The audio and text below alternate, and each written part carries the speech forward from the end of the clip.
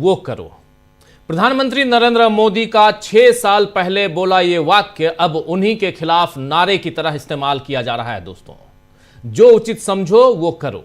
राहुल गांधी ने जो उचित समझो वो करो का ऐसा सियासी इस्तेमाल किया है जिसकी उम्मीद शायद प्रधानमंत्री नरेंद्र मोदी या बीजेपी के किसी को भी नहीं होगी। आज ये नारा संसद भवन परिसर में जबरदस्त तरीके से गूंजा। कांग्रेस के सांसद इसे लगाते रहे, इस नारे को राहुल गांधी यही नारा लगाते रहे। यहां तक कि पत्रकारों ने उनसे सवाल पूछे तो भी राहुल गांधी का यही जवाब आया, जो उचित समझो वो करो। देखिए जरा राहुल गांधी को, सुनिए। जो उचित समझो वही करो। राहुल जी, प्रधानमंत्री जो उचित समझो वही करो। राहुल जी, प्रधानमंत्री कल जिस तरह से तो देखा आपने, बीजेपी इस नारे पर बुरी तरह फंस गई है। एक तरफ वो मोदी की बात को काट नहीं सकती और दूसरी तरफ राहुल के तंज का जवाब भी नहीं दे सकती। आपको बता दूं कि राहुल गांधी सेना के पूर्व प्रमुख जनरल मनोज मुकुंद नरवणे MM नरवणे की किताब से ही जो उचित समझो वो करो का वाक्य उठा कर लाए हैं। इस किताब पर ही पूरे हफ्ते संसद में बवाल कटता रहा और मोदी ऐसे डरे कि लोकसभा में अपना भाषण देने भी नहीं आए। दरअसल नरवणे ने अपनी किताब में दावा किया है कि जब चीनी सेना ने कैलाश रेंज पर कब्जा करने की कोशिश की तो उन्होंने रक्षा मंत्री राजनाथ सिंह से संपर्क किया और रक्षा मंत्री ने प्रधानमंत्री नरेंद्र मोदी से बात की और फिर 2.5 घंटे बाद जवाब दिया कि PM ने कहा है कि जो उचित समझो वो करो। यानी मोदी ने अपनी जिम्मेदारी तब भी नहीं निभाई और अब भी नहीं निभा रहे हैं। राहुल गांधी ने कल शाम को एक ट्वीट किया था। इस ट्वीट को देखिए, जिसमें राहुल गांधी कह रहे हैं कि बस सवालों से इतनी घबराहट, मोदी जी सच्चाई से ऐसा डरे, झूठ की शरण ले ली, खैर जो उचित समझा वही किया। यहां राहुल गांधी तो दिख रहा है कि PM मोदी ने विपक्ष के हाथों में खुद ही हथियार सौंप दिया है। वैसे संसद में मोदी की मुश्किलें कम ही नहीं हो रही हैं। शुक्रवार यानी आज विपक्षी सांसदों ने मकर द्वार पर, ये आप देखिए मकर द्वार है जहां पे अभी विपक्षी सांसदों को आप देख रहे हैं, मकर द्वार पर विपक्षी सांसदों ने सरकार के खिलाफ प्रदर्शन किया। सांसदों ने जो उचित समझो वो करो के नारे लगाए और हाथ में ट्रैप डील लिखे प्ले कार्ड भी, ट्रैप डील, ये प्ले कार्ड भी दिखाए गए। उसको भी दिखाएंगे थोड़ी देर में आपको। इसमें प्रियंका गांधी समेत विपक्षी सांसदों ने तानाशाही नहीं चलेगी जैसे नारे भी लगाए। देखिए जरा, देखिए फुल स्क्रीन जरा ले आइए इसको। फुल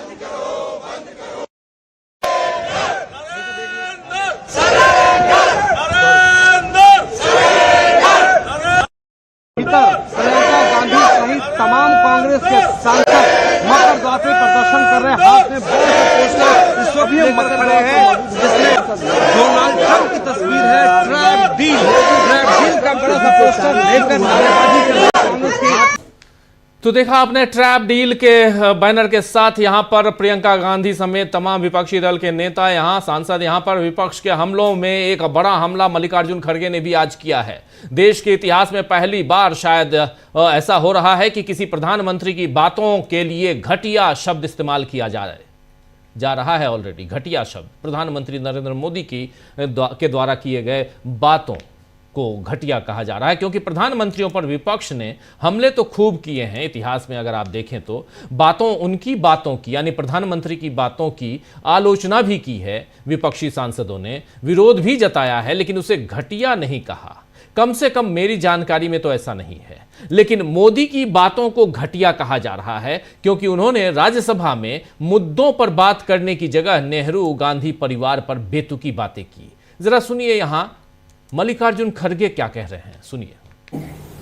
प्रधानमंत्री के भाषण को रिएक्ट करने की जरूरत नहीं है, लेकिन फिर भी जितने घटिया बात उन्होंने बोली है उन बातों का मैं जरूर रिप्लाई देना चाहता हूं, क्योंकि झूठे बातों को दोहराना उनका हमेशा एक काम रहा है।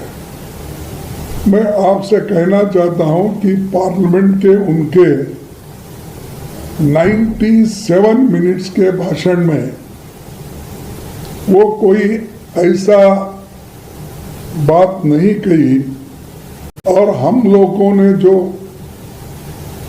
घंटों से बात करके उनको ये जो राष्ट्रपति के अभिभाषण पर वो जो विचार थे वो रखे उनके सामने, एक रिप्लाई भी उन्होंने नहीं दिया। सिर्फ 100 साल का, 75 साल का, 50 साल का बात करते रहे। और जब देश के रक्षा की बात जब हम करते हैं, और ये जनरल नरवणे का बुक जो पब्लिश हुआ है, जो हमारे हाथ में मिला, वो आपको कैसा नहीं मिलता? और आप पार्लियामेंट में बोल रहे हैं कि वो किताब नहीं, पब्लिश नहीं हुआ। डिफेंस मिनिस्टर बोल रहे हैं, अरे आपके पीछे, आपके तले वो है किताब, आप उसको डिनाई करें, ये तो प्रिविलेज होता है। शाह भी वही बोले और हमारे डिफेंस मिनिस्टर भी वही बोले, बार बार उठ के डिफेंड कर लिए, लेकिन वो बात तो सच निकली कि किताब है। लेकिन जब ये बात हमारे एलओपी ने उठाया, तो सुन रहे थे आप यहां पर मल्लिकार्जुन खड़गे को। कुल मिलाकर संसद का बजट सत्र मोदी के लिए काफी घाटे का साबित हो रहा है। अब 2 दिन के लिए मोदी मलेशिया जा रहे हैं, वहां से लौटकर फिर बताएंगे कि उनका दौरा कितने फायदे का रहा। लेकिन असल बात यही है कि देश को हर तरह का नुकसान भुगतना पड़ रहा है। एसआईआर की बात भी थोड़ी सी यहां करना चाहता हूं। एसआईआर में तो जिस तरह का खेल हो रहा है, उससे सबसे ज्यादा नुकसान लोकतंत्र का हो रहा है। एसआईआर कितनी कमजोर तैयारी के साथ किया जा रहा है, इसका ताजा उदाहरण आपके सामने रखना चाहता हूं। और वो उदाहरण उत्तर प्रदेश से आया है, जहां एक बार फिर दावे और आपत्तियां दर्ज करने की अंतिम तारीख 1 महीने बढ़ाकर 6 मार्च कर दी गई है। और अब अंतिम मतदाता सूची का प्रकाशन 10 अप्रैल को किया जाएगा। चुनाव आयोग ने बताया है कि 27 अक्टूबर को एसआईआर प्रक्रिया शुरू हुई थी।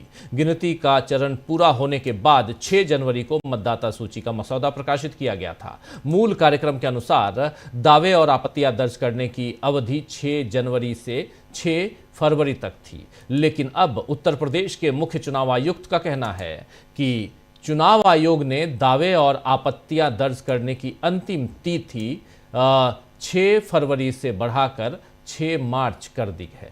इससे मतदाताओं को अपना नाम शामिल कराने के लिए फॉर्म 6, नाम हटाने के लिए फॉर्म 7, इन सब के जरिए सुधार या आपत्तियां दर्ज कराने के लिए 1 और महीने का समय मिल जाएगा। तो बार बार तारीखों का बढ़ना वैसे ही है जैसे नोटबंदी के बाद बैंक से पैसे निकालने की तारीख बार बार बदली गई थी, या जीएसटी के नियम कई बार बदले गए। जैसे नोटबंदी और जीएसटी का नुकसान आम आदमी को हुआ, वैसा ही एसआईआर के बाद हो रहा है। और बिहार में आपने देख लिया, और ये अब जनता देख रही है आगे के जो दूसरे राज्य हैं वहां भी, क्योंकि विपक्ष तो बार बार इस पर आवाज उठा ही रहा है। लेकिन इन सब के बीच जरा दोबारा चलना चाहता हूं उधर संसद की ओर।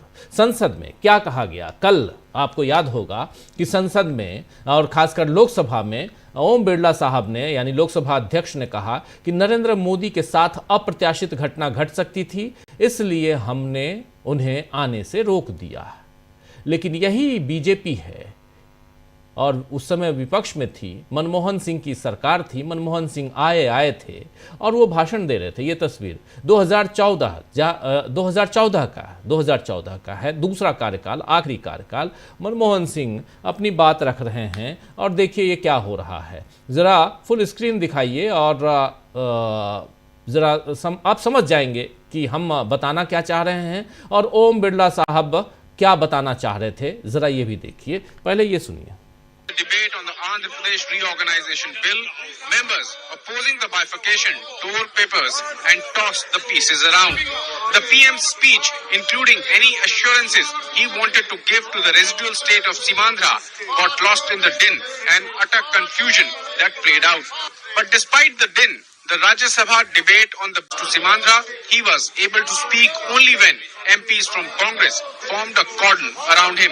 The Home Minister has already mentioned the specific steps our government will take to address the concern of all regions of the state.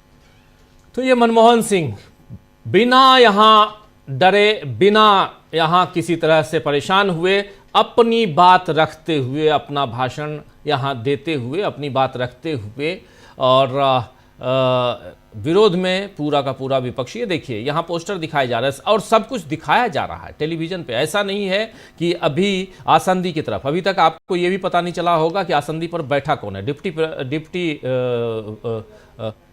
यहाँ प्रमोद तिवारी लड़ रहे हैं। ये सारी चीज़ें देखिए आप, सब कुछ है, सब कुछ है। लेकिन डिप्टी चेयरमैन बैठे हुए हैं यहाँ पे, अब दिख रहे हैं डिप्टी चेयरमैन बैठे हुए हैं, लेकिन सब कुछ दिख रहा है।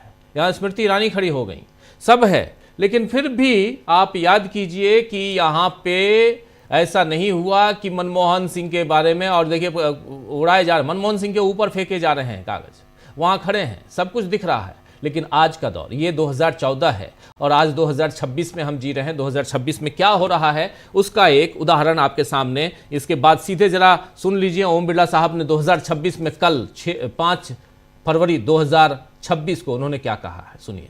माननीय सदस्यगण, मुझे बड़े दुख के साथ सभा को सूचित करना है कि कल इस सम्माननीय सदन के कुछ सदस्यों ने लोकसभा चेंबर में जिस प्रकार का व्यवहार किया, ऐसे दृश्यों का सृजन किया, वो लोकसभा की शुरुआत से लेकर आज तक कभी नहीं हुई। हमारे संसदीय प्रणाली में सदन के सभापति का गरिमा में स्थान हमारे संविधान में ही सर्जित किया है। आज तक इतिहास रहा है कि राजनीतिक मतभेदों को कभी भी सदन के कार्यालय तक नहीं लाया गया। प्रतिपक्ष के सदस्यों ने जो व्यवहार अध्यक्ष के कार्यालय में किया, वो हमारी संसदीय परंपराओं के लिए न उचित था, और तो मैं कहूँगा कि वो एक ब्लैक स्पॉट की तरह था। हम सबको सदन सुचारू रूप से चलाने में सहयोग करना चाहिए। इसके बाद जब सदन के नेता को सम्माननीय महामहिम राष्ट्रपति के अभिभाषण पर जवाब देना था, तो मेरे पास पुख्ता ऐसी जानकारी आई कि कांग्रेस पार्टी के कई सदस्य माननीय प्रधानमंत्री जी के आसन पर पहुंचकर कोई भी अप्रत्याशित घटना कर सकते। ये दृश्य मैंने सदन में देखा भी सही। अगर ये घटना हो जाती तो ये अत्यंत अप्रिय दृश्य देश के लोकतांत्रिक परंपराओं को तार-तार कर देता। इसको टालने के लिए मैंने माननीय प्रधानमंत्री से आग्रह किया कि उन्होंने सदन में नहीं आना चाहिए, और सदन के सभापति होने के नाते मेरी जिम्मेदारी बनती थी कि सदन की उच्च परंपराओं, गरिमाओं को अक्षुण्ण बनाए रखें। सदन के नेता सदन में न बोले, ये सभा के लिए किसी प्रकार के लिए उचित नहीं है। सदन के नेता ने उपस्थित न रहकर मेरे आग्रह को मानकर सदन को अप्रिय दृश्य से बचाया। मैं माननीय प्रधानमंत्री जी को इसके लिए आभार व्यक्त करता हूं कि उन्होंने मेरे सुझाव को माना। आप पोस्टर, पंपलेट लेकर आएंगे तो सदन नहीं चलेगा। आज भी नहीं चलेगा, कल भी नहीं चलेगा। सदन की परंपराओं, गरिमा, सभागार। तो आज भी नहीं चलेगा और कल भी नहीं चलेगा ये कह रहे थे, यानी इन्होंने पहले ही कह दिया कि आज भी हम तो आज तो चलाने नहीं दे रहे हैं, ना ही प्रधानमंत्री को बुला रहे हैं, लेकिन कल भी नहीं चलेगा। लेकिन उदाहरण है, संसदीय परंपरा की दुहाई दे रहे थे यहां ओम बिरला साहब, लेकिन संसदीय परंपरा जो रही है वो सामने है। और उस वक्त विपक्ष में सत्ता पक्ष था, यानी बीजेपी विपक्ष में थी और सत्ता पक्ष में उस समय कांग्रेस पार्टी थी। कांग्रेस पार्टी के प्रधानमंत्री यहां डॉक्टर मनमोहन सिंह ऑलरेडी 10 साल, वो 10वें साल में थे, 2014 की बात है। और देखिए क्या कुछ हुआ, ये आपने देख लिया। लेकिन ये हैं 2014 के, यानी उस वक्त के प्रधानमंत्री, और आज के प्रधानमंत्री नरेंद्र मोदी आते ही नहीं हैं, डर जाते हैं। और इसीलिए यहां पर बार बार विपक्ष कह रहा है और खासकर राहुल गांधी कह रहे हैं कि डर गए। ये देखिए क्या परिस्थितियां यहां पर, ये 2014 की कहानी है जो आप तक पहुंचा रहे हैं। लेकिन तीसरी एक तस्वीर आपके सामने रखना चाहता हूं। आज की तस्वीर है, नरेंद्र मोदी परीक्षा पे चर्चा कर रहे थे। नरेंद्र मोदी के सामने उनको कितना ज्यादा चुनावी फोबिया है उसका उदाहरण आपके सामने, ये देखिए, परीक्षा पे चर्चा। गमछा देख रहे हैं आप, बच्चों को भी क्या गमछा पहनाया है। ये गमछा कहाँ का है आप पता कर सकते हैं। ये गमछा असम का है, असमिया गमछा पहन के आप परीक्षा पे चर्चा कर रहे हैं। ये तस्वीर देख लीजिए, परीक्षा पे चर्चा असमिया गमछा के साथ। लेकिन ये बच्चे सिर्फ असमिया नहीं हैं, ये बच्चे छत्तीसगढ़ के भी हैं, मध्य प्रदेश के भी हैं, गुजरात के भी हैं, अलग अलग जगहों के, पूरे देश के बच्चे हैं। और इनसे परीक्षा पे चर्चा क्या सिखा रहे हैं नरेंद्र मोदी? पॉलिटिक्स सिखा रहे हैं या परीक्षा देना सिखा रहे हैं? तो आइए दोस्तों, आज चर्चा करेंगे क्या अपने फैसलों को सही साबित करने में देश का घाटा कर रहे हैं नरेंद्र मोदी, या घाटा करवा रहे हैं नरेंद्र मोदी। ये देखिए तस्वीरें यार, इसको जरा फुल स्क्रीन ले आइए तो ज़्यादा अच्छा रहेगा, अच्छे से देख लेंगे हमारे तमाम साथी। जरा दिखाइए, दिल्ली, तमिलनाडु, छत्तीसगढ़, गुजरात, ये देखिए असम, सब जगह के बच्चे हैं, सब जगह के बच्चे हैं। लेकिन ये देखिए बच्चों का आपने क्या पहनाया, आप गमछा, ये असमिया गमछा। चलिए आपको सब समझ में आ रहा होगा। चलिए, तनाव दूर करवा रहे हैं नरेंद्र मोदी। चर्चा करते हैं मोदी की मनमानी पर विपक्ष का बड़ा हमला क्या है और कैसे आखिर इन मनमानी के साथ उनके फैसलों को और उन फैसलों से कैसे देश का घाटा हो रहा है। खुद नरेंद्र मोदी अपने इस देश का घाटा करवा रहे हैं और क्या इससे बीजेपी को भी घाटा होगा, उनकी पार्टी को भी घाटा होगा, पर्सनल ही नहीं, पार्टी को भी। चर्चा की शुरुआत करते हैं। हमारे साथ कुछ वरिष्ठ साथी जुड़े हुए हैं, उनसे पहले आपका परिचय करवाता हूं और आगे बढ़ते हैं। देखिए 4 वरिष्ठ साथी हैं। शकील अख्तर जी हमारे साथ सुनील शुक्ला जी हैं, प्रशांत टंडन जी हैं और हमारे साथ डॉक्टर राकेश पाठक जी हैं। आप चारों का स्वागत है, इस्तकबाल है। स्वागत इस्तकबाल अब तमाम दोस्त साथी शुभचिंतक आप सबका, जो अब तक जुड़ चुके हैं उनका भी, जो जुड़ने वाले हैं उनका भी। शकील जी, पहले आपके पास ही आना चाहता हूँ।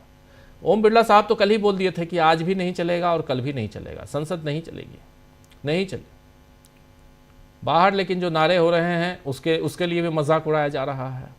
ट्रैप डील और ट्रंप डील दोनों के फर्क को बताया जा रहा है। लेकिन आपकी आंखों देखिए, आप जो देख के आए हैं, क्या चल रहा है पर्दे के पीछे? सुबह 11 बजे लोकसभा शुरू हुई और 2 मिनट के अंदर उसको 12 बजे तक के लिए स्थगित कर दी, और 12 बजे हुई तो उसके बाद सोमवार तक के लिए स्थगित कर दी। जैसा कि आपने कहा, पहले ही बता दिया था, सुनाया अभी कि आज भी नहीं चलेगी, कल भी नहीं चलेगी। स्पीकर का काम है संसद चलाना, लोकसभा चलाना, सरकार का काम है लोकसभा चलाना, मगर दोनों चाह रहे हैं कि लोकसभा नहीं चले। लेकिन लोकसभा नहीं चलाने से, सोमवार तक के लिए स्थगित करने से कुछ नहीं होगा।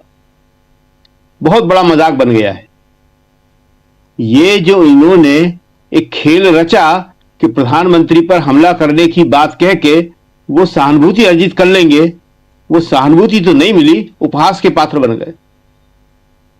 कल से लेके आज तक सब जगह, चाहे वो संसद हो और चाहे संसद के बाहर, और चाहे वो कांग्रेस समर्थक विपक्ष के लोग हों या निष्पक्ष लोग हों या बीजेपी समर्थक लोग हों, किसी को भी ये बात अच्छी नहीं लग रही कि प्रधानमंत्री इस तरह अपने डर को प्रदर्शित करें।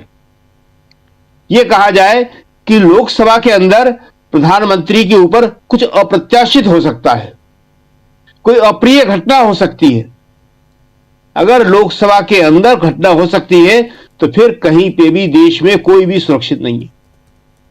बहुत ही खराब मैसेज गया है। अब इसको वो सुधार नहीं सकते। यहां से प्रधानमंत्री का हमें लगता है कि अब मुसीबतों का दौर बढ़ने वाला है। जिसे कहते हैं उल्टी गिनती शुरू होना, वो उल्टी गिनती शुरू होने वाली।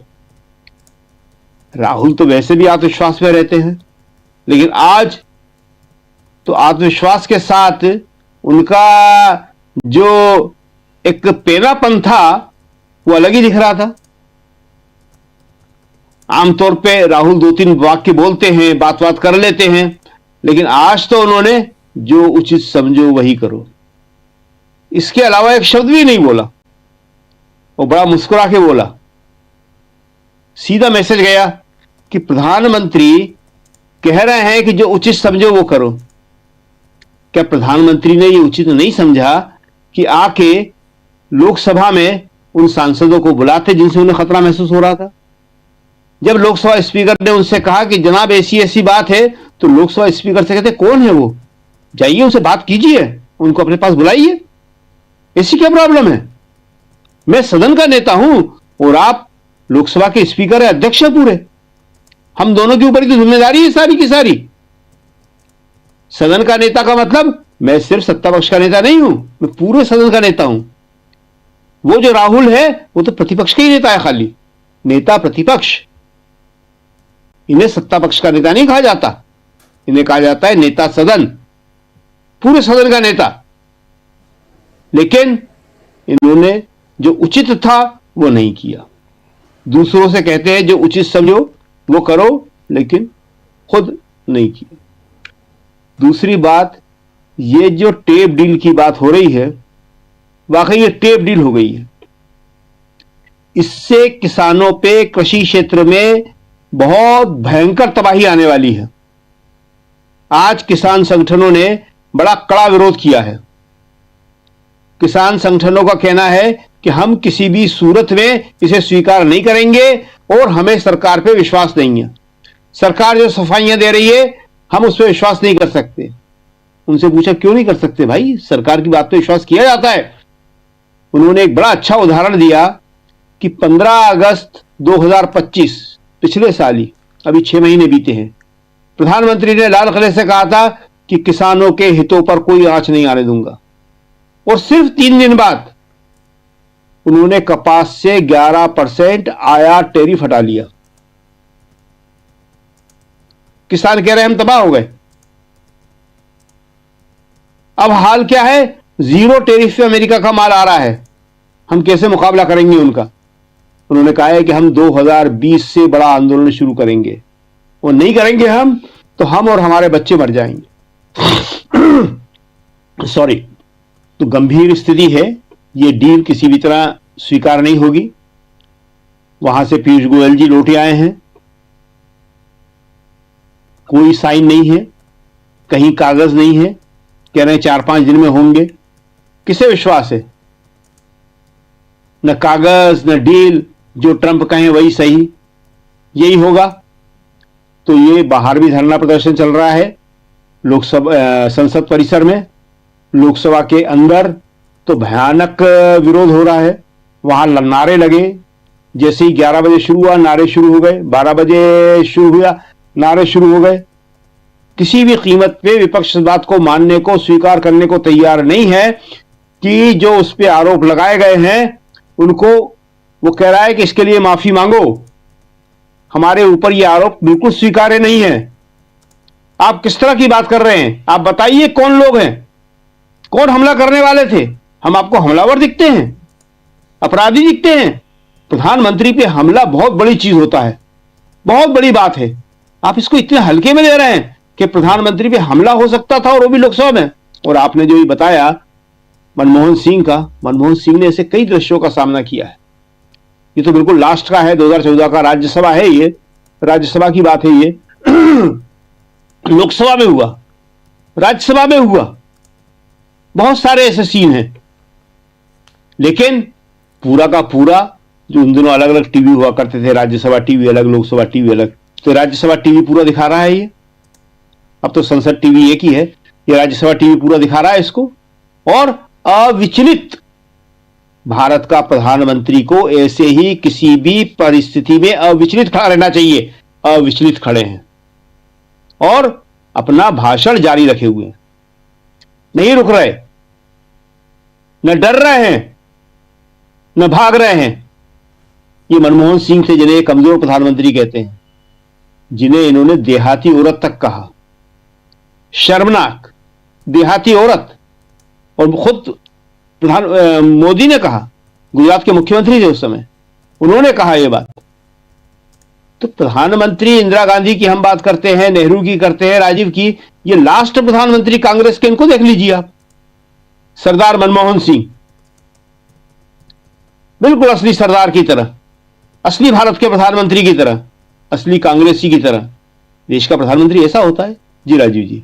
जी बिल्कुल बिल्कुल, आप सही कह रहे हैं। देश का प्रधानमंत्री कैसा होना चाहिए, और जो कुछ आज की तारीख में चल रहा है, जो इतिहास के पन्नों में दर्ज है, कैद है, उन पन्नों को भी अगर आप आराम से इत्मीनान से खोलेंगे, देखेंगे, पलटेंगे, तो आपको समझ में आ जाएगा कि क्या चलता रहा और क्या चल रहा है। तो ये सारी चीज़ें जो हैं वो कैसे आगे बढ़कर अब 2026 में किस दिशा में गई हैं, उसकी बानगी। एक बार जल्दी से आना चाहता हूं डॉक्टर राकेश पाठक जी आपके पास। डॉक्टर साहब, ज़रा आपसे समझना चाहता हूं कि ये घटनाक्रम, और इस घटनाक्रम में इतिहास की दुहाई तो दे रहे हैं, यहाँ पे कल दे रहे थे हमारे लोकसभा अध्यक्ष साहब, लेकिन इतिहास से कुछ और बयां कर रहा है। और ऐसे में जो राहुल गांधी का कहना है, और अब तो एक नारे में तब्दील हो चुका है, जो उचित समझो वो करो, ये कितना आगे जाते हुए आप देखते हैं। और यहाँ क्या सचमुच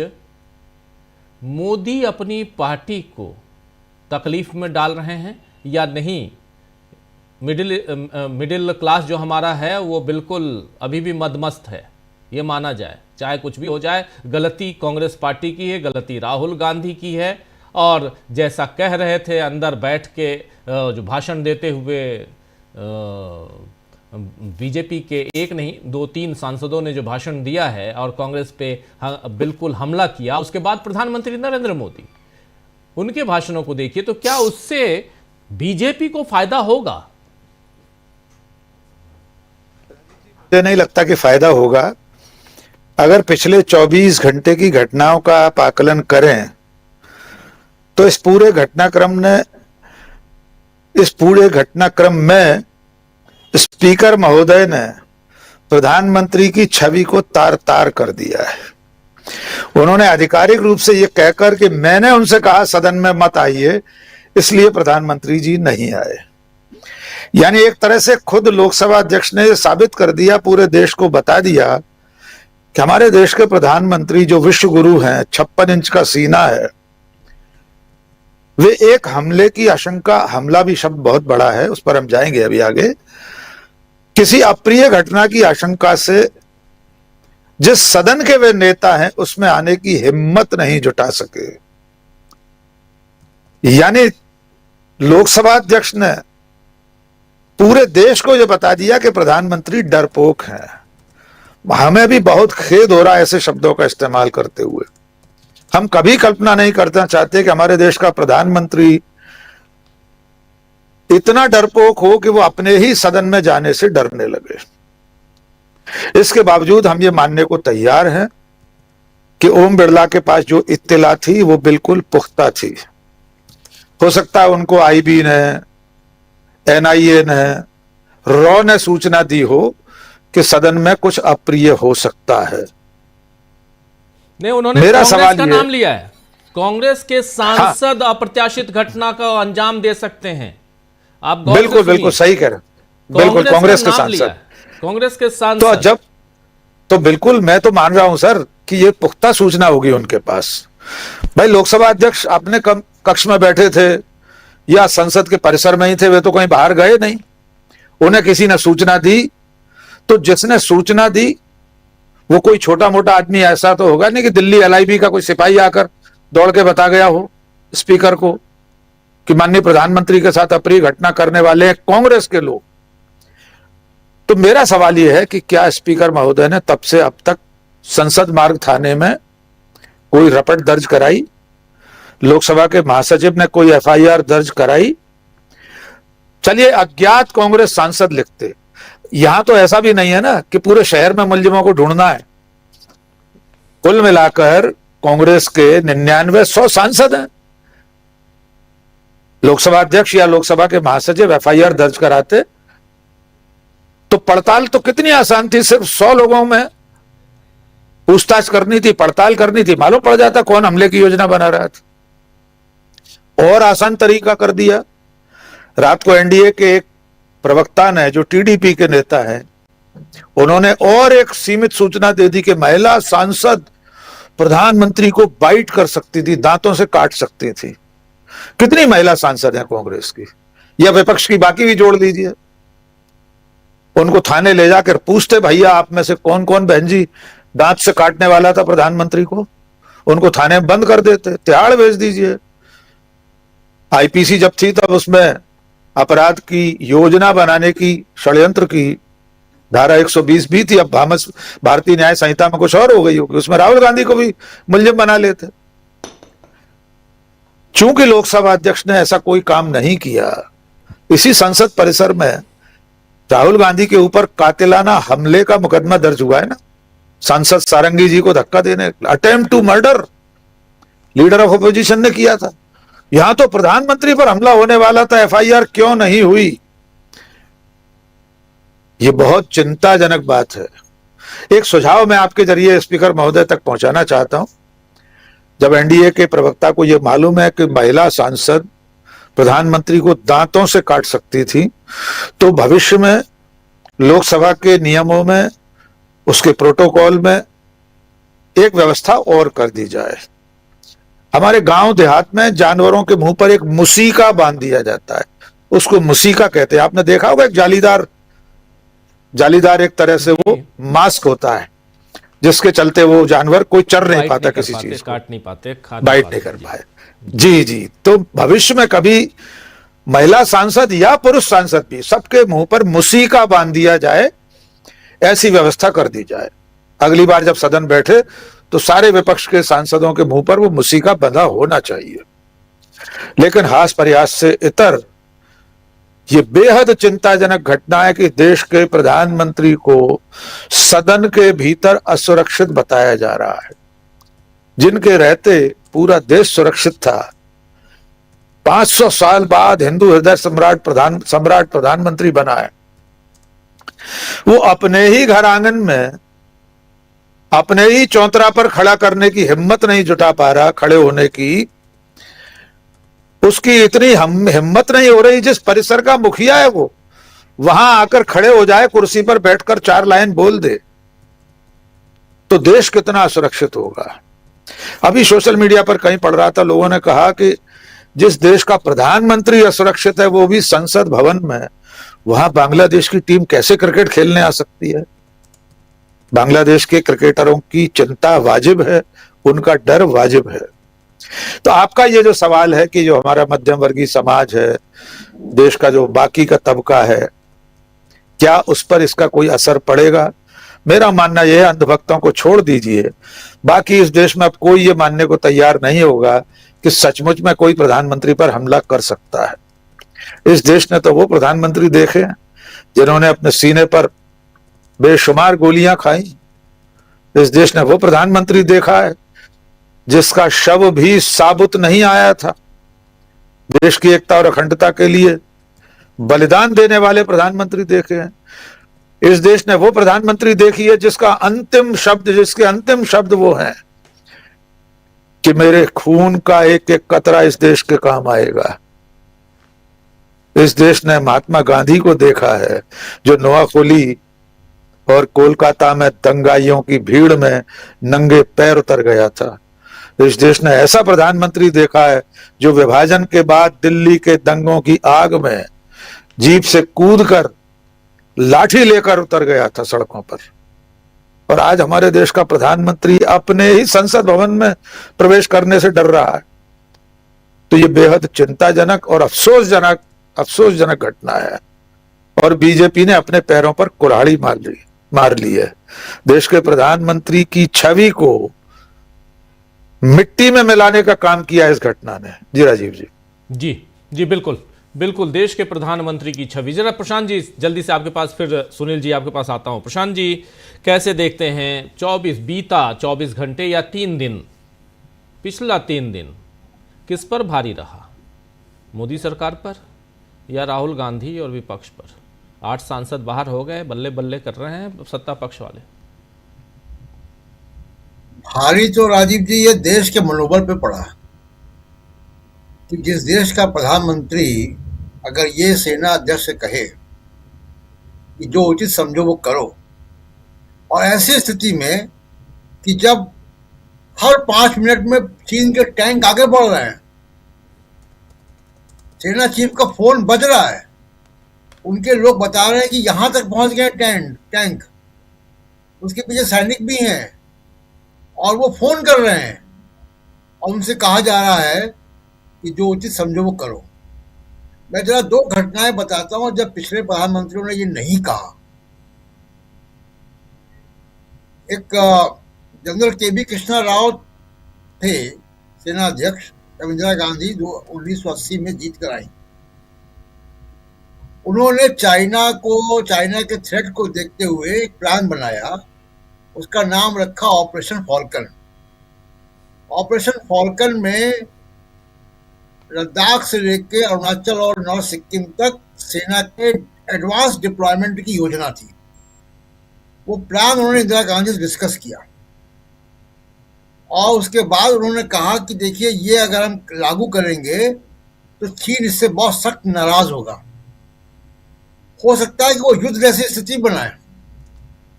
इंदिरा गांधी ने क्या कहा जनरल कृष्णा राव से इंदिरा गांधी ने कहा कि आप आगे बढ़िए, चीन को अगर आगे बात बिगड़ेगी तो मैं संभालूंगी।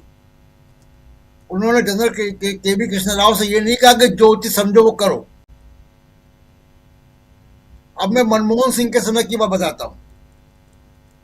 चाइना का थ्रेट मनमोहन सिंह के समय भी शुरू हो गया था और उस वक्त डॉक्टर मनमोहन सिंह के समय 2010 की बात बता रहा हूं आपको, 2 नए माउंटेन डिवीजन रेज किए गए 35, 36, 40 हजार सैनिकों के साथ, जिसमें टैंक और बाकी सारे सामान, नागालैंड में और असम में। और वो नए जो 2 नए डिवीजन बने, वो 56 माउंटेन डिवीजन और 71 माउंटेन डिवीजन, वो चीन के थ्रेट को देखने के लिए बनाए गए। उसके अलावा एक सबसे ऊंची एयर स्ट्रिप बनाई गई जहां पे AN-32 उतर सकता है और अब वहां पे हरकुलिस भी उतर जाता है। मैं जानना चाहता हूं राजीव जी ये कि प्रधानमंत्री अगर बताएं संसद में कि चीन का थ्रेट उनके समय में मैक्सिमम हुआ, हाल फिलहाल के वर्षों में उन्होंने क्या किया, कौन से ऐसे कदम उठाए, और जब सेना को जरूरत है तो आप ये कह रहे हैं कि जो चीज समझो वो करो।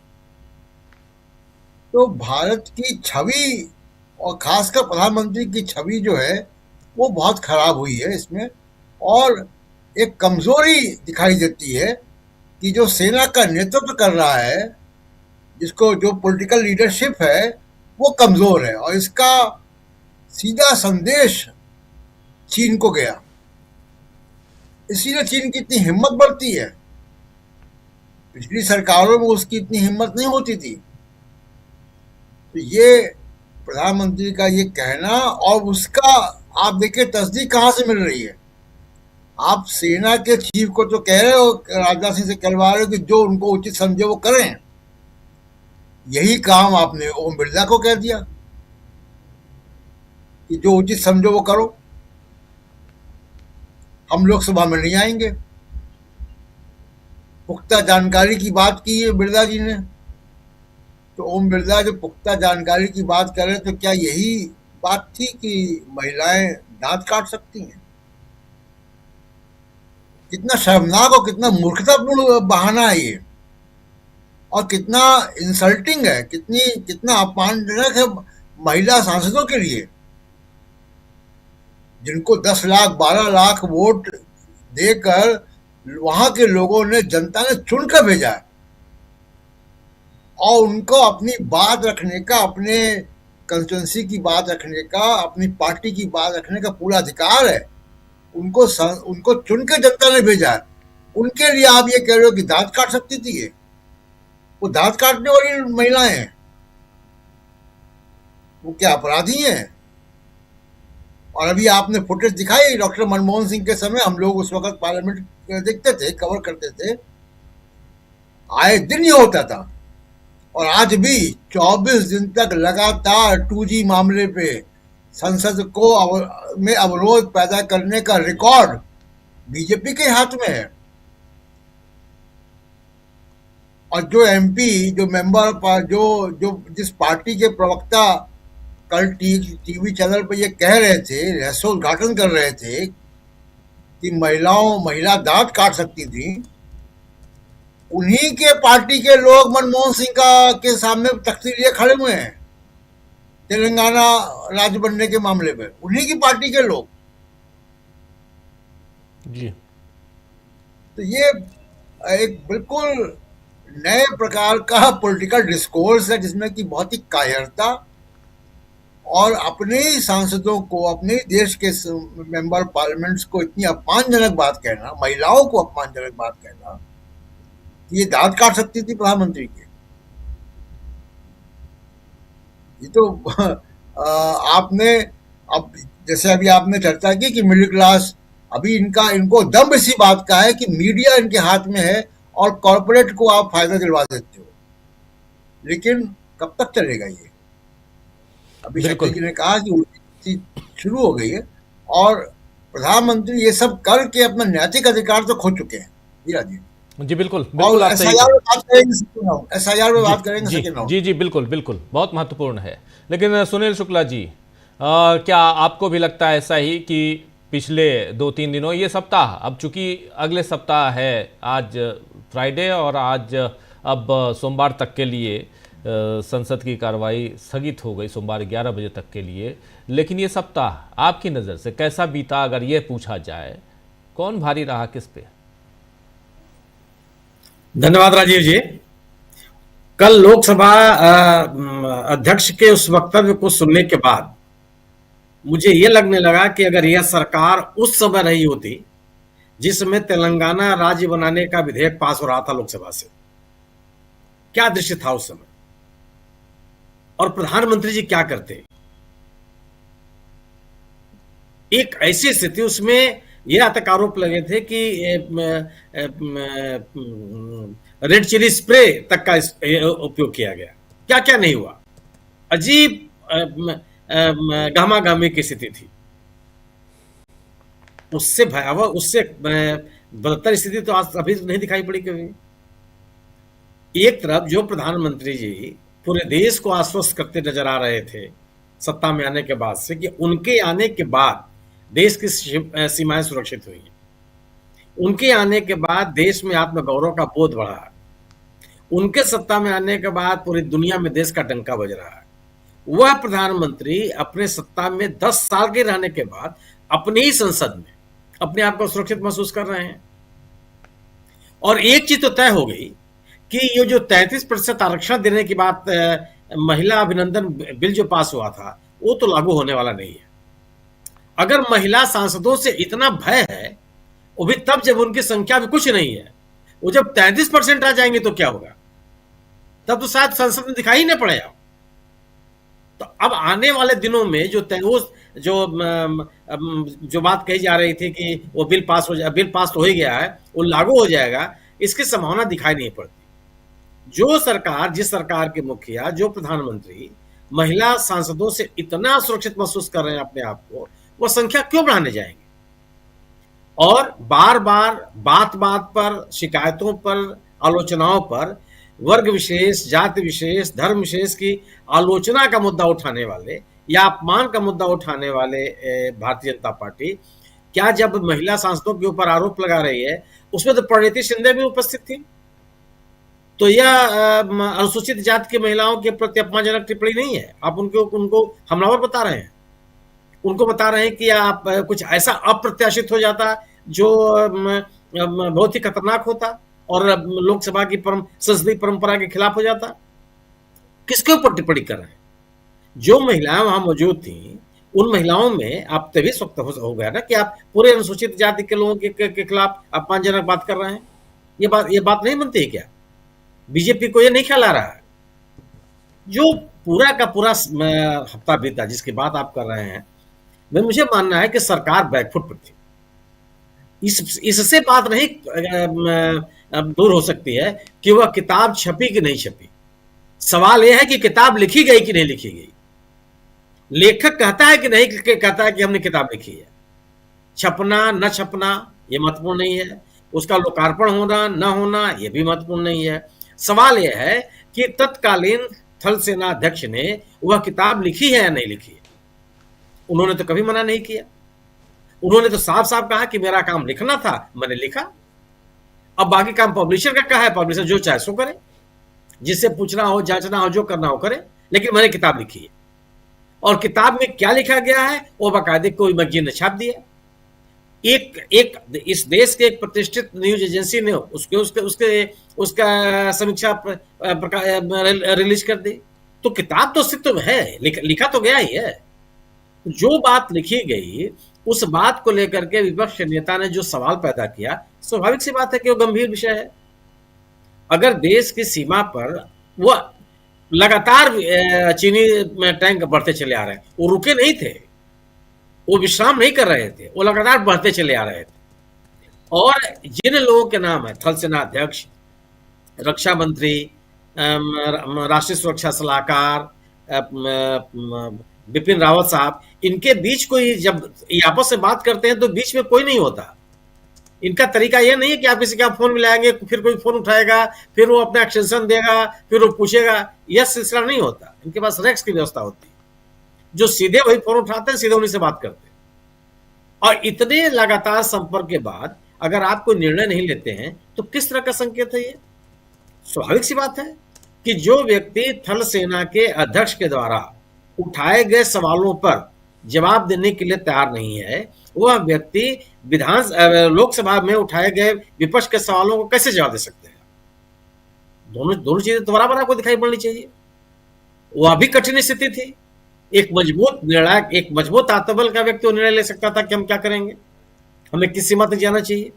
हम अपनी सेना के साथ खड़े हैं और पूरी मजबूती के साथ खड़े हैं। थल सेना अध्यक्ष को इस बात का बोध नहीं होना चाहिए कि वो अकेले हैं, जो उन्होंने अपनी किताब में लिखा हुआ है। इससे शर्मनाक बात क्या हो सकती है कि अगर राजनीतिक नेतृत्व अपने थल सेना अध्यक्ष को यह एहसास करावे कि वो अकेले हैं, थल सेना अध्यक्ष को यह एहसास होने लगे कि उसके हाथ पर एक गर्म आलू रख दिया गया, जिसको न फेंक सकता है, न खा सकता है, न कुछ कर सकता है। क्या स्थिति बनेगी? अब जब इस तरह से विपक्ष ने घेर लिया, स्वाभाविक से पूरा हफ्ता विपक्ष के नाम रहा है। आप सदन की कार्रवाई न चलने दें, आप यह कहते रहें कि विपक्ष के नेता ऐसी चीज का उल्लेख कर रहे हैं जो अस्तित्व में ही नहीं है। कौन स्वीकार करेगा इसको? आप राष्ट्रपति के अभिभाषण का जवाब देने के लिए उपस्थित ना हो, राष्ट्रपति के भाषण पर विपक्षी दलों के नेता अपनी बात न रखें, इससे गंभीर आलोचना सरकार की क्या हो सकती है? और यह बात स्वीकार करते हुए प्रधानमंत्री नजर आते हैं, जो अगर आप 1.5 घंटे का भाषण आप सुन लीजिए जो उन्होंने राज्यसभा में दिया। किस बात के लिए आप प्रधानमंत्री आते हैं जवाब देने? कि राष्ट्रपति के अभिभाषण पे जो बात विपक्ष के नेताओं ने उठाई है या समाज के किसी कोने से उठी है, उसका जवाब दें। उनको आश्वस्त करें कि राष्ट्रपति ने जो बातें कही हैं वो तर्कसंगत हैं, या जो विपक्ष या सिविल सोसाइटी या विद्वान लोग कह रहे हैं उसके अनुसार उसमें संशोधन होगा। प्रधानमंत्री जी या तो 1947 की बात करते हैं या 2047 की बात करते हैं। बीच में तो कोई सत्र आता ही नहीं है। वो जवाहरलाल नेहरू की बात करेंगे, फिर वो इंदिरा गांधी की बात करने लगेंगे, फिर अपने कब्र की बात करने लगेंगे। आज जो देश के सामने है उसकी बात वो नहीं करेंगे। तो जो सवाल विपक्ष ने उठाया, और अगर प्रधानमंत्री के पास उन चीजों का जवाब नहीं है, तो स्वाभाविक सी बात है कि विपक्ष एकदम आगे है। अगर आप क्रिकेट के शब्दावली में कहा जाए कि गेंदबाज के जो गेंद फेंकी जा रही है उसको आप खेल नहीं पा रहे हैं, तो स्वाभाविक सी बात है कि आप बैकफुट पे हैं और आप किसी भी समय आउट हो सकते हैं। आपको समझ भी नहीं आ रहा है कि बाल किधर जा रही है। आप सवाल इस विपक्ष ने तो इस सरकार की क्रेडिबिलिटी पर सवाल पैदा किया, इस बात पर सवाल पैदा किया है कि यह सरकार देश की सुरक्षा के प्रति कितनी गंभीर है।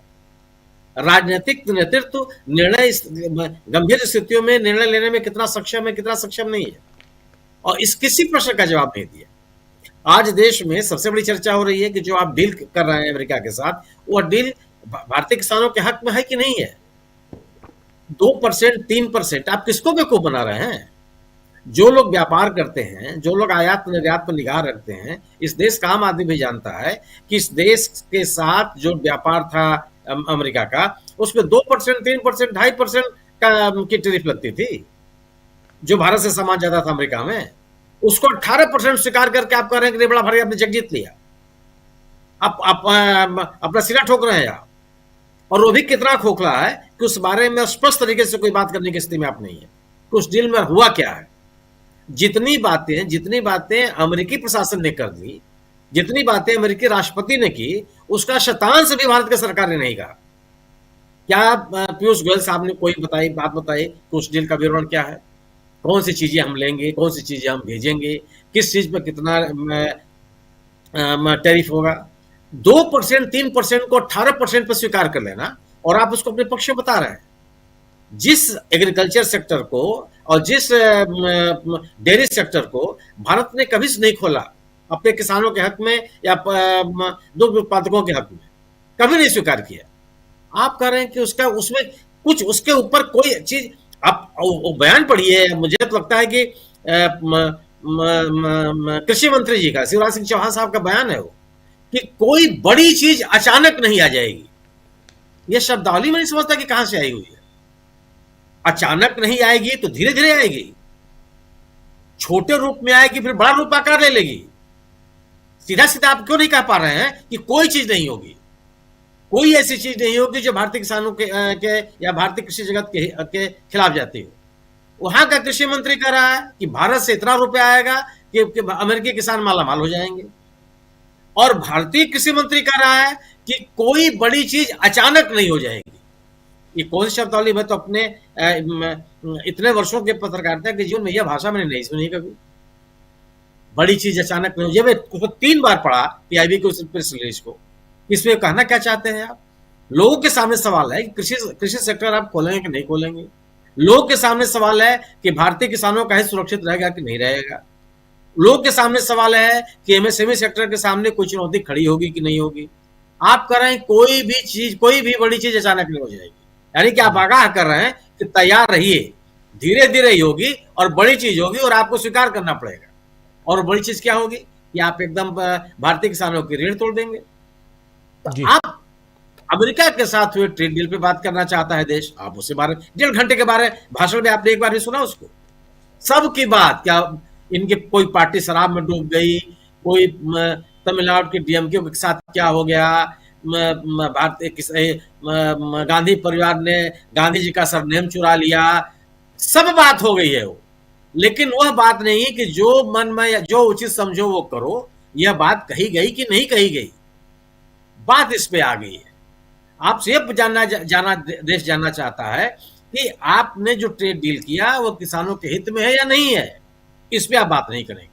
1947 की बात करेंगे या 2047 की बात करेंगे, बात केवल। और अगर आप इस तरह से लोगों के सवालों का जवाब नहीं देंगे तो स्वाभाविक सी बात है कि आप में आत्मविश्वास नहीं, आप सवालों से घिरे हुए हैं।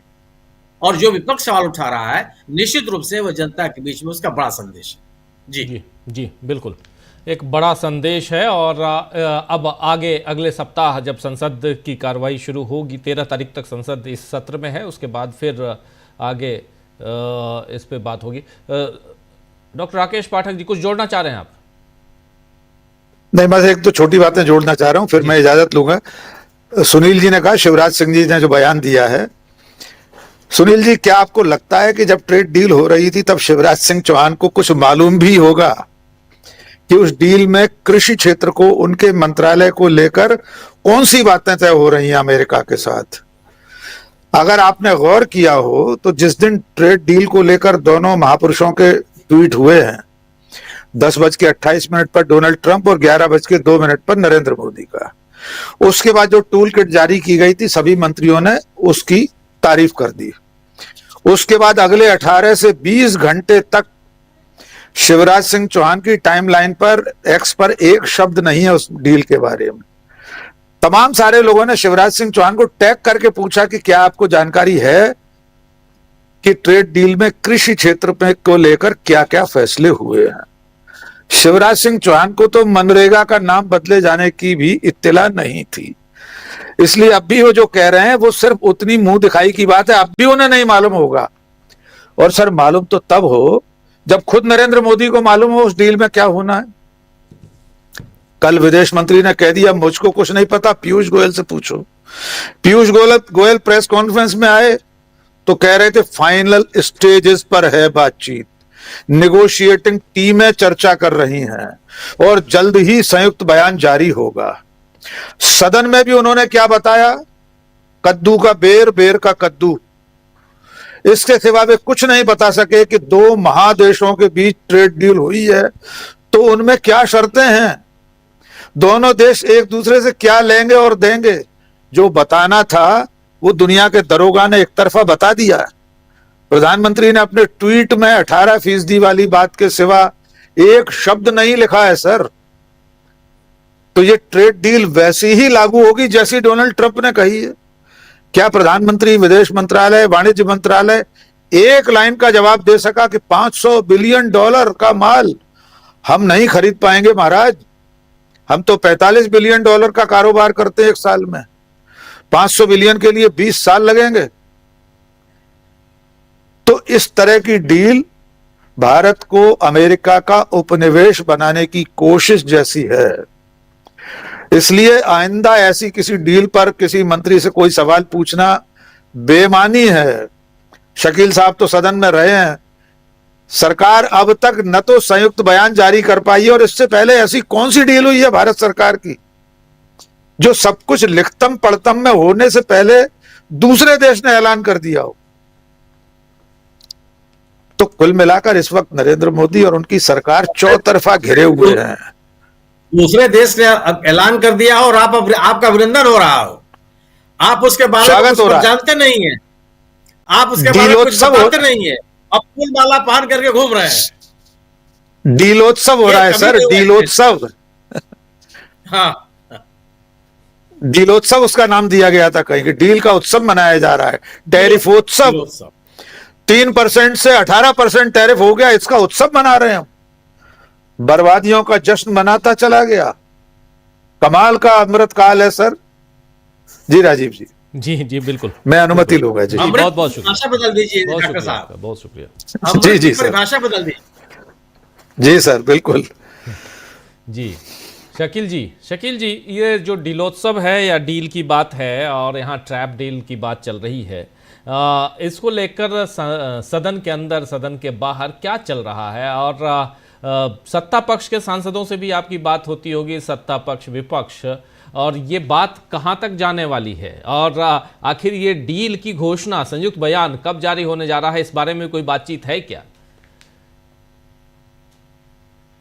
को नहीं मालूम सिवाय ट्रंप के। जब मंत्री खुद कह रहे हैं पीयूष गोयल कि उन्हें नहीं मालूम, 4 दिन लग सकते हैं, 5 दिन लग सकते हैं, 1 हफ्ता भी लग सकता है। और शिवराज सिंह चौहान वो तो वहां पे संसद में बच के निकलते हैं, नहीं तो शिवराज सिंह चौहान मिलने वाले मंत्री है, नेता है, तो देख लेते हैं, रुक जाते हैं, 2 बात कर लेते हैं, 1-2 बातों का जवाब भी दे देते हैं। बस जब से डील हुई है वो सबसे बचते घूम रहे हैं। वो क्या कहेंगे? वो किसी को कुछ नहीं मालूम, खाता न बही, जो ट्रंप कहे वही सही, इसके अलावा और कुछ भी नहीं है।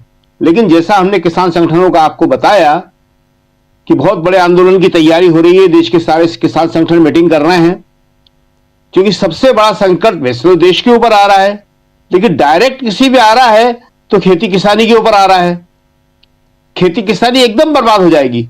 डेयरी उद्योग एक ऐसा है कि अमेरिका में भी, चीन में भी अतिरिक्त उत्पादन होना शुरू हो गया है और उसके लिए उन्हें बाजार की तलाश बहुत दिनों से वो लोग कर रहे थे और सबकी निगाहें आखिर में आके नरेंद्र मोदी पे टिक गई हैं कि यही जो है हमें जगह दे सकता है। भारतीय किसान कृषि घाटे का सौदा है, सब जानते हैं, लेकिन किसान अगर थोड़ा बहुत बचा हुआ है, रोटी खा रहा है, किसी तरह जिंदा है, तो वो गाय भैंसों की दम पे, दूध की दम पे, डेयरी की दम पे।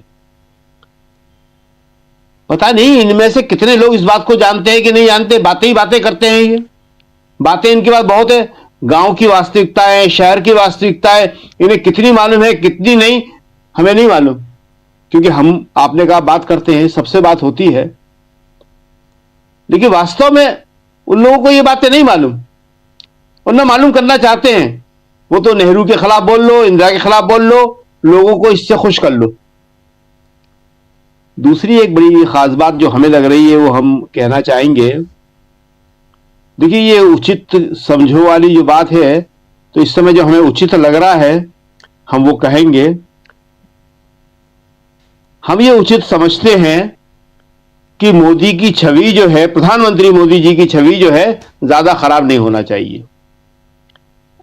ये जो डर का आशंका पैदा की गई, हमले की आशंका पैदा की गई, अगर मोदी जी की छवि ज्यादा खराब होगी और मोदी जी को लगेगा कि ये मेरे को एक इस तरह का प्रधानमंत्री के रूप में मैं जनता के सामने पेश हो रहा हूं, इससे मुझे बड़ा नुकसान हो जाएगा, तो हमारे लोकसभा अध्यक्ष जी जो हैं वो कहीं बलि के बकरे न बन जाए, उनकी गति धनखड़ वाली ना हो जाए।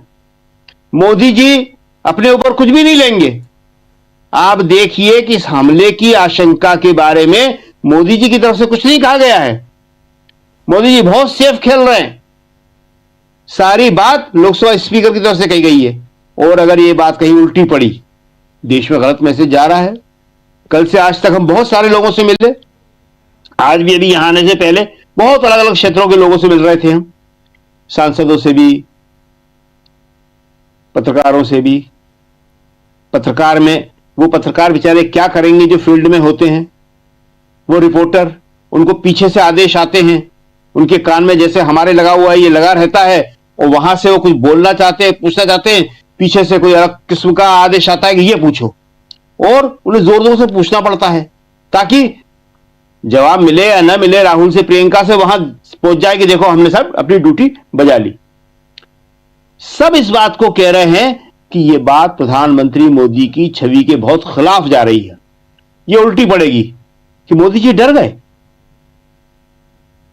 ये जो है महिलाओं के 30-33% आरक्षण का, हमें लगता है इसीलिए लोगों को, बहुत कम लोगों को शायद मालूम नहीं हो, याद नहीं हो, मालूम भी हो तो हम बता दें थोड़ा सा, कि राज्यसभा में बहुत ही विषम परिस्थितियों में इसको सोनिया गांधी ने पास करवाया था। हम बार बार सोनिया गांधी का नाम इसलिए लेते हैं, वो यूपीए की अध्यक्ष थी, ये उन्हीं का सोच था 33% आरक्षण का, और सोनिया गांधी के शब्द थे ऑन रिकॉर्ड कि मुझे मालूम है कि मेरी पार्टी के बहुत सारे लोग इस महिला आरक्षण के खिलाफ हैं, लेकिन ये जरूरी है।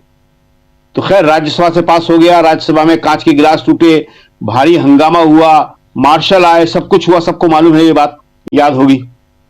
लोकसभा में जाके वहां बीजेपी ने विरोध कर दिया।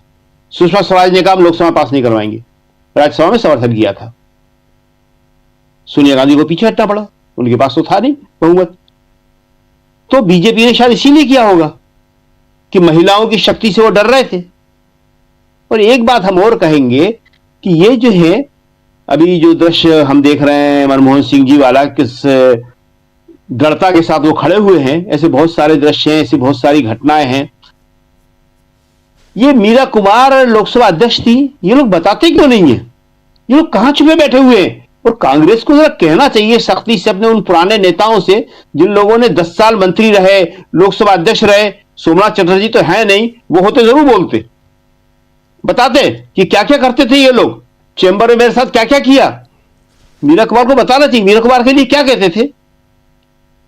मीरा कुमार जी को के पास अगर कोई बता सकता है तो उन्हें जाके बताए कि हम ये बोल रहे थे। मीरा कुमार के बोलते थे इसको तो बोलना नहीं आता, इसके मुंह से तो आवाज नहीं निकलती, ये क्या करेगी, ये हमें नहीं रोक सकती। और मीरा कुमार को बात मालूम थी। लेकिन आज वो सब अपने घर में बैठे हुए हैं जिन्होंने कांग्रेस के 10